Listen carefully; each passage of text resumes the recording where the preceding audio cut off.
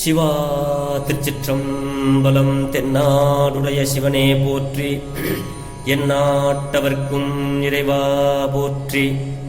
அருள்மிகு நால்வர் பொற்றால் எம் உயிர் துணையே.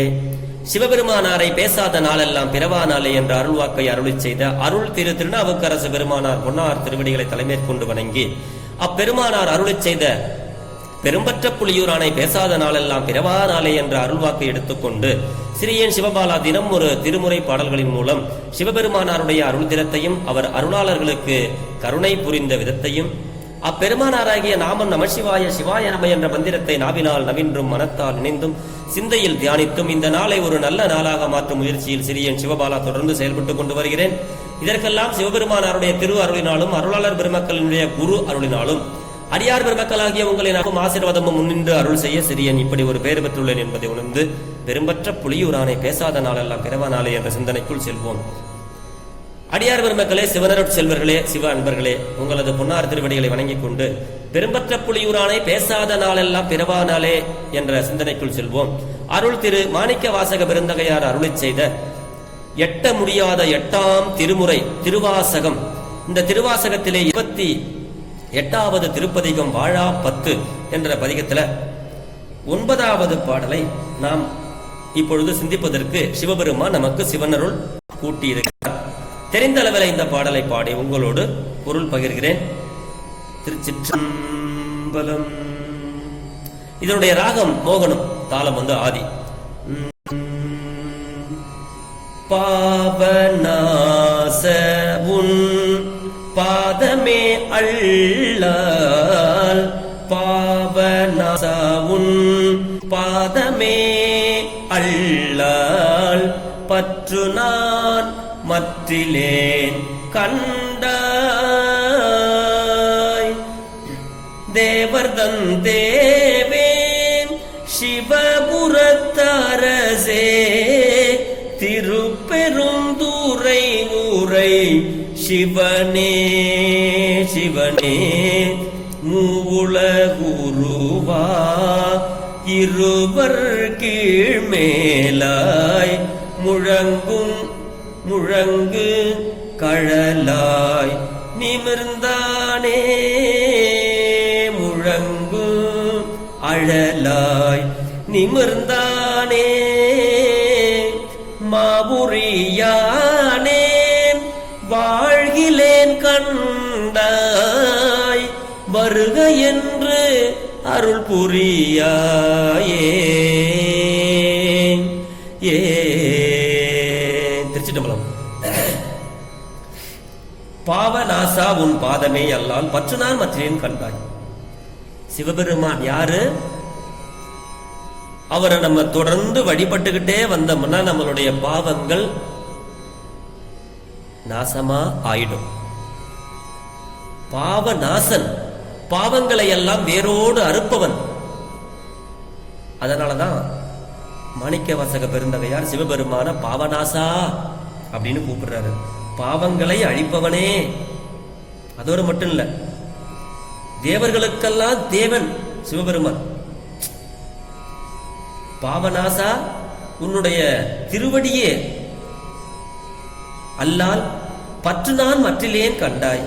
சிவபெருமானே, உன்னுடைய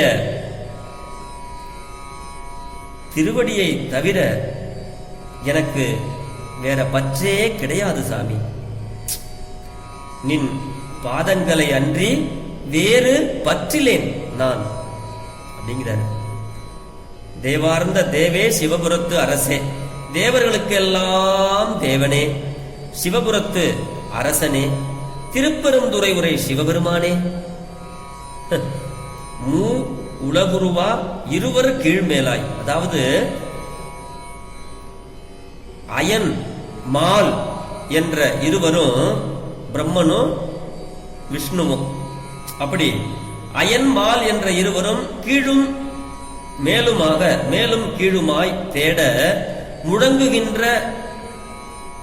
முழங்குகின்ற தீயாய் 3 உலகங்களையும் ஊடுருவும் வண்ணம் உயர்ந்து விளங்குபவனே. பெருமான் திருவண்ணாமலையில அழலுருவாய் காட்சி அளித்ததை இங்கே சுவாமி சொல்கிறார். அதை தான் சொல்றாரு.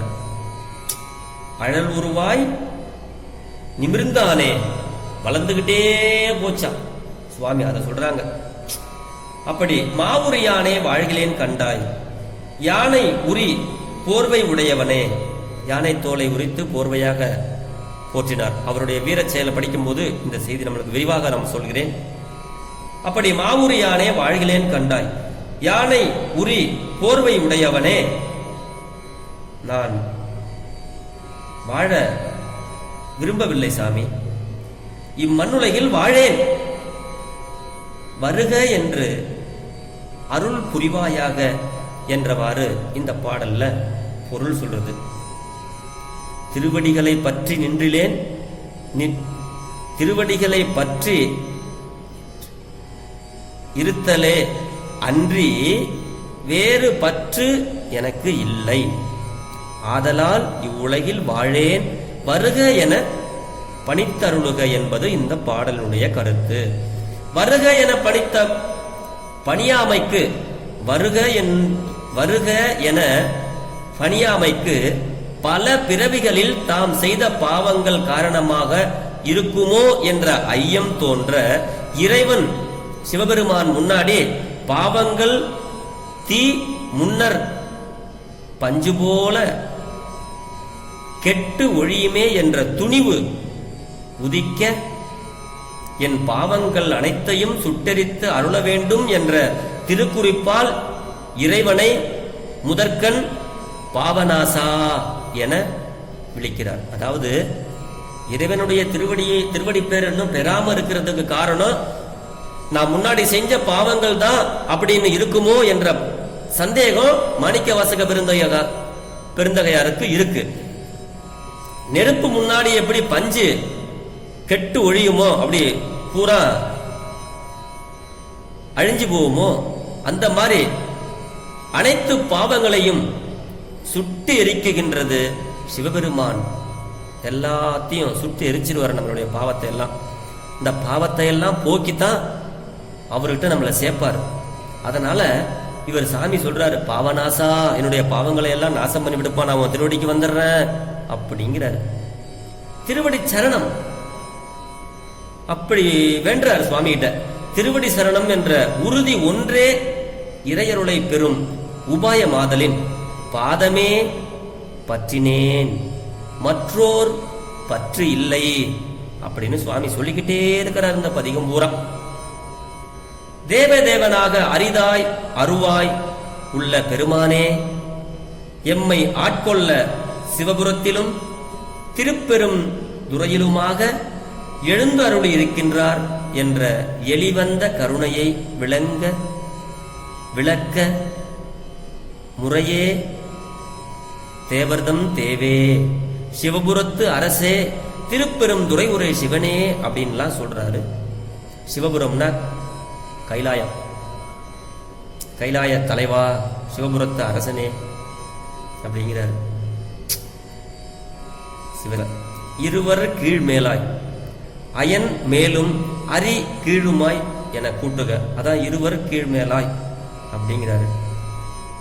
முழங்கு அழலாய் அப்படின்னா சடசடவென ஒலிக்கும் நெருப்பாய், மூ உலகு உருவ நிமிர்ந்தானே அப்படின்னு கூட்டுக. மூன்று உலகத்திலையும் தெரிகிற மாதிரி கட்ட கட்ட கட்ட கட்டன்னு நெருப்பு வடிவா சுவாமி நிமிர்ந்தாரா, அப்படியே எரிஞ்சுக்கிட்டு ஒளியா மேல வரைக்கும் கீழே இருந்து மேல வரைக்கும் இருந்தான். அதை சொல்றார் சுவாமி. மா அப்படின்னா யானை, அந்த யானையை தோலை உரித்தவனே அப்படிம்பாரு. ஆணை உரித்த வகை அடியேனோட மேல கோலோ அப்படின்னு சொல்லுவார். அது மாதிரி யானையை தோலை உரித்தவர். நின் அடியை பற்றி சுவாமி, உன்னுடைய திருவடியை பற்றிய எனக்கு, வேறு பற்றில்லாத எனக்கு பற்று காரணமாக விளையும் வினை இன்மையின் இக்கண்ம பூமியில் வாழமாட்டேன் என்பதால் இந்த திருப்பாடல் முத்தி உபாயம் மொழிகின்றமை காண்க. சுவாமி என்ன சொல்றாரு? பாவநாசா, பாவத்தை நாசம் செய்கின்ற சிவபெருமானே, உன்னுடைய பாதத்தை தவிர வேறொரு பற்று எனக்கு இல்லை.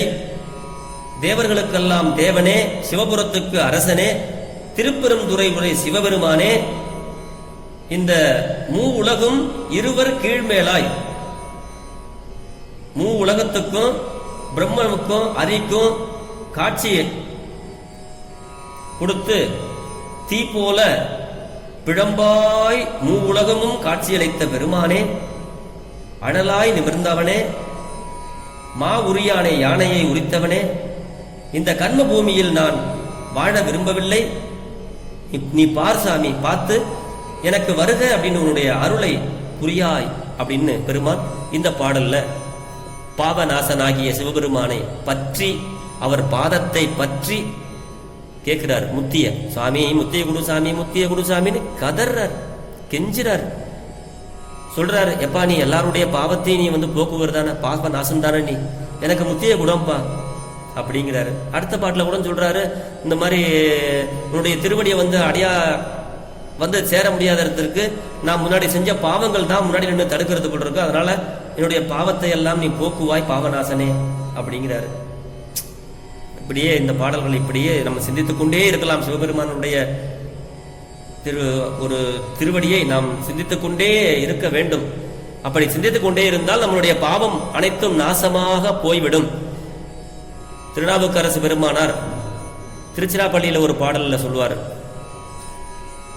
பாவம் சிராப்பள்ளி என்றாலும் பாவம் நாசமே அப்படிம்பாரு. இது மாதிரி நம்ம கிட்ட இருக்கிற குற்றங்கள் பாவங்கள், நாம் தெரிந்தோ தெரியாமலே செய்த குற்றங்கள் பாவங்கள் அனைத்தையும் நாசம் செய்வது சிவபெருமானால் ஒருவரால் மட்டுமே முடியும்.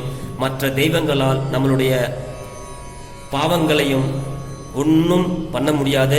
அந்த பாவத்தை போக்குகின்றவன் சிவபெருமான் ஒருவனே என்றதை இந்த பாடல்ல மாணிக்க வாசகர் பெருந்தகையார் நமக்கு பதிவு செய்கிறாரு.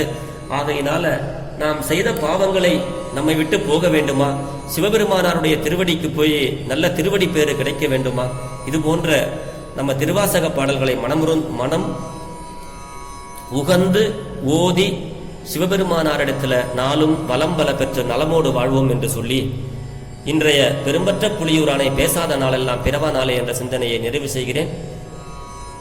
பிழை எதிர்ந்தாலும் பொறுத்தருள வேண்டும். பெரும்பற்ற புலியூரானை பேசாத நாளெல்லாம் பிறவா நாளே. சிவா. திருச்சிற்றம்பலம்.